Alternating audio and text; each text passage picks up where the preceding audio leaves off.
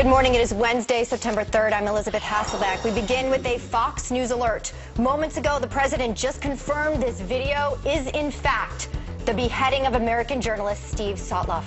He says justice will be served, but where in the world is the strategy? So, are we or are we not at war with ISIS? Is there any doubt on your part or the part of this administration that, in fact, the United States is at war with ISIS? I don't think it's a useful exercise to go back and forth about new terms. Are you kidding me? Why the administration simply can't call it what it is? All right, and shouldn't these acts of terror unite us as a nation? But according to this Democratic candidate, he calls Republicans worse than ISIS. It may not seem like that, but mornings are better with friends.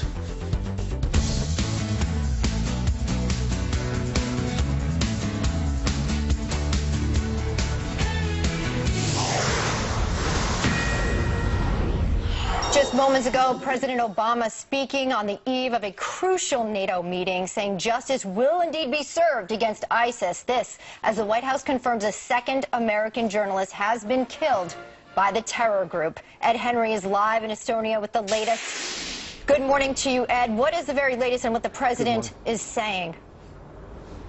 Well, very interesting, because at this news conference, the president wanting to talk, stopping here in Estonia, just standing right now about 100 miles from the Russian border, because the president wants to send a signal to Vladimir Putin about his moves in Ukraine and saying, look, the U.S. will stand up for NATO allies like Estonia right here if Russia wants to continue its aggression. But instead, the president got two questions at this news conference immediately on defense about ISIS, about the videotape, the beheading of the second American journalist. The president was saying that Americans are repulsed by this barbarism. He said that the second videotape, the second beheading, only stiffens our resolve. Our reach is long, and justice will be served. But pressed he was by American reporters twice on whether or not he finally has a strategy to deal with ISIS. Listen to his answer.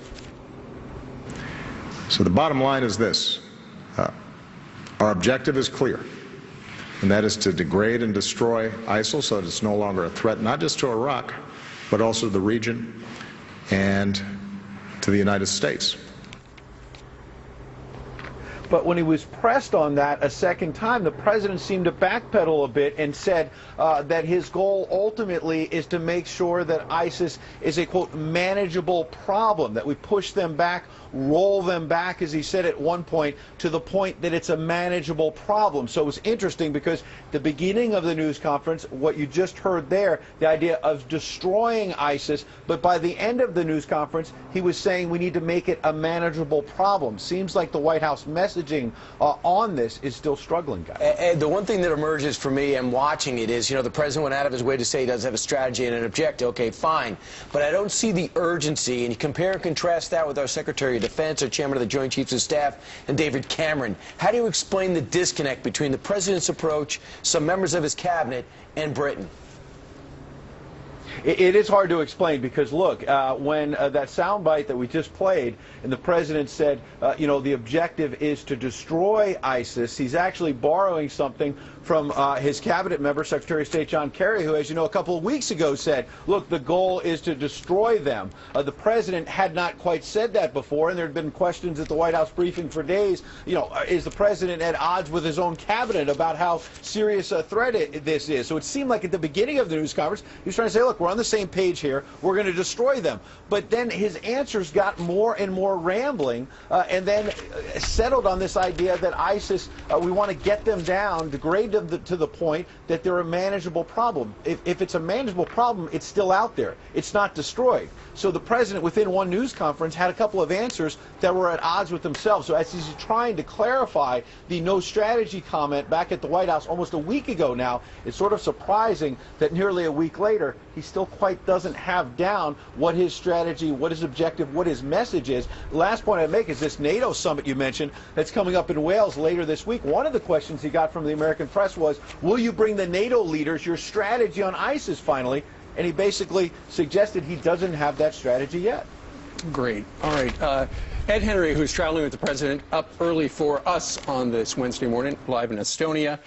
Clearly, the president is stung by headlines like this in the Daily News. Do you have a strategy now, Mr. President? Showing Steven Sotloff, who was beheaded on video, and this won't stop until we stop them. Of course, they won't stop until we stop them. How do we do it? Well, we declare war on them. We are declaring war on ISIS, aren't we? Well, James Rosen got into that conversation with Jen Psaki at the State Department yesterday, and the answer is not very eye-opening, but at the same time revealing. Why does our president or our Secretary of State not recognize that and say, indeed, we are at war with this group and we will destroy them? Well, I think, first of all, James, our actions speak for our commitment to this. And the president has authorized more than 100 strikes in Iraq, as has been confirmed by the Department of Defense. Any American sitting at home should sit and look at the actions that we're taking. I don't think it's a useful exercise to go back and forth about new terms.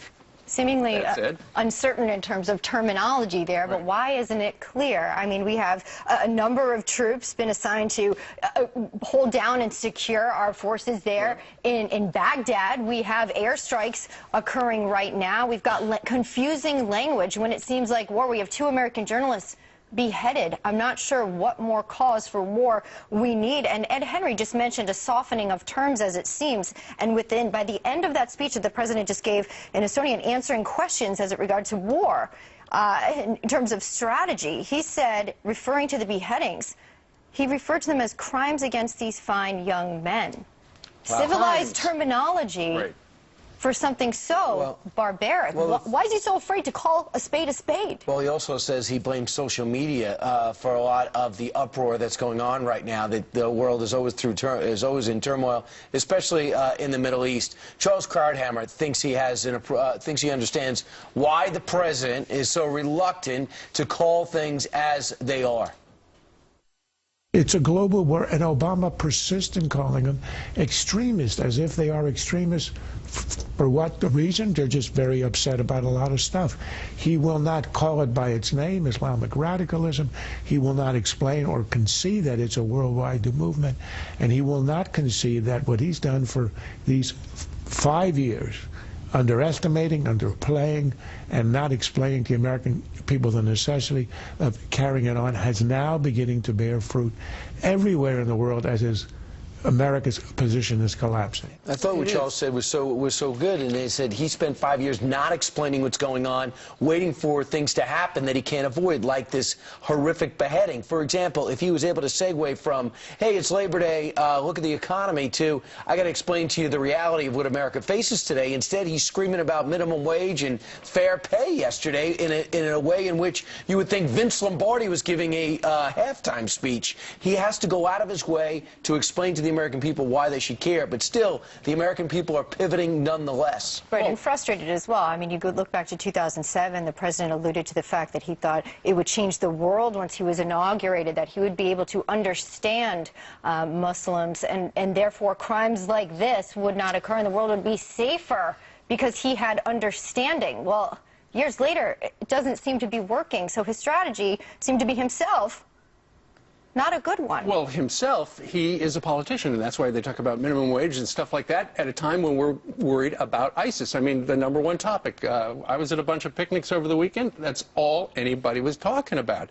And it's clear we're under attack, and it will not go away if we choose not to respond. And the president can say some words, but still, we haven't done anything. We are going to put 350 more people on the ground there, but not a combat role. So the Pew poll people asked the American public, how is the United States doing when it comes to world problems? As you can see right there, August 14th, the far right column, right now we do too little, or rather too much. Which is way down from November of 13, where we were doing too much. And as you can see, 31%, the middle column, far right, 31% of you say that we're doing too little. So that number's really doubled. I mean, look at the timeline there. Absolutely has.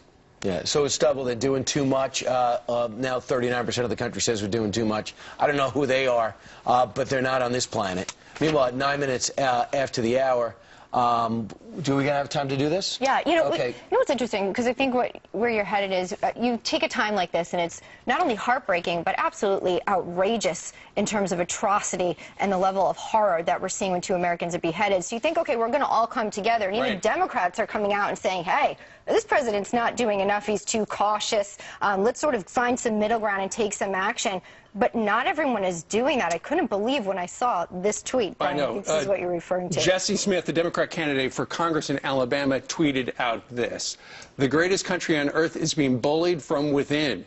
Actions of Republicans in Congress are worse than ISIL." He says He said that some of the ways that the Republicans are terrorizing Americans is raising interest rates on student loans, trying to privatize Social Security, tax cuts, and cutting food stamp budget. For him to make the comparison between the Republicans and a bloodthirsty group of people who are cutting off people's heads seems to be way over the line. Right. Just to know, he is an Iraq veteran and he was in on the invasion. It's still and a stupid thing to say. But it's also in his background. All right, 11 minutes now after the